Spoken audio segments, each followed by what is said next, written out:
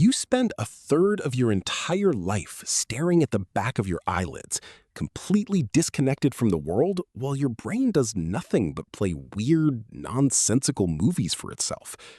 But imagine if you could flip a switch and turn those 8 hours of dead time into a hyper-efficient data transfer that makes you the smartest person in the room by the time your alarm goes off. Right now, sleep is the great equalizer. Whether you're a billionaire or a student, you both have to shut down and lose those hours to biology. But what if we broke that cycle? What if the pillow wasn't just a place to rest, but a docking station for your mind, where you could download entire languages, complex architectural theories, or the ability to play a concert-level piano while you were unconscious? In the first few weeks of this new reality, the world would feel like a playground of infinite potential. You'd go to bed a regular person and wake up a polyglot, ordering breakfast in fluent Japanese and discussing 18th century philosophy by lunch.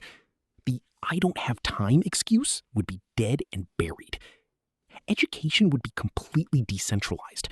Instead of spending 4 years and thousands of dollars on a university degree, you'd simply buy the law school sleep module and master the entire curriculum in a month of solid naps.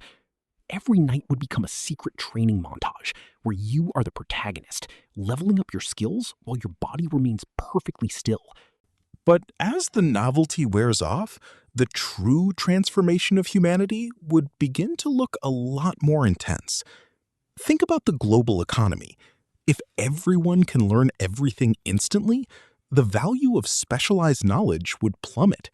If every single person on the planet can learn to code, perform surgery, or design a rocket ship in their sleep, then expertise no longer makes you special. It's the new baseline. To stay competitive, you wouldn't just learn one skill, you'd be forced to learn everything.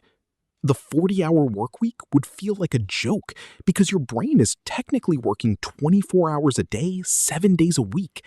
We would enter an era of hyper-productivity, where the pace of technological advancement accelerates so fast it would make the Industrial Revolution look like a slow walk in the park. However, this is where the cracks in the dream begin to show. If our brains are constantly processing new data and grinding for knowledge during our REM cycles, what happens to our actual dreams? Science tells us that dreaming is how we process emotions, traumas, and the weird subconscious residue of our daily lives. If we replace that chaotic, creative space with Introduction to Calculus or Corporate Management 101, we might be killing the very thing that makes us human. We would wake up with the data of a genius, but the emotional maturity of a burnout. Imagine a world where people are incredibly smart, but have lost the ability to imagine or wonder because their internal creative studio has been converted into a data warehouse.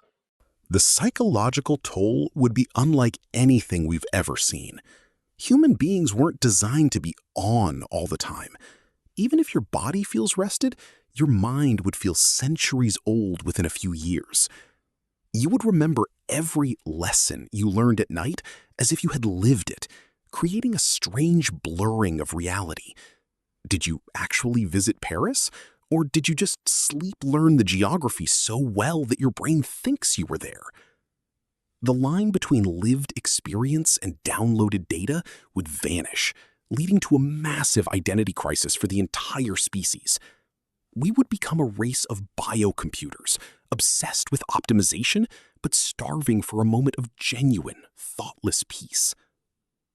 Eventually, society would likely split into two factions: the optimized, who sacrifice their dreamscapes for endless knowledge, and the dreamers, who choose to keep their sleep sacred, even if it means being lesser in the eyes of the economy.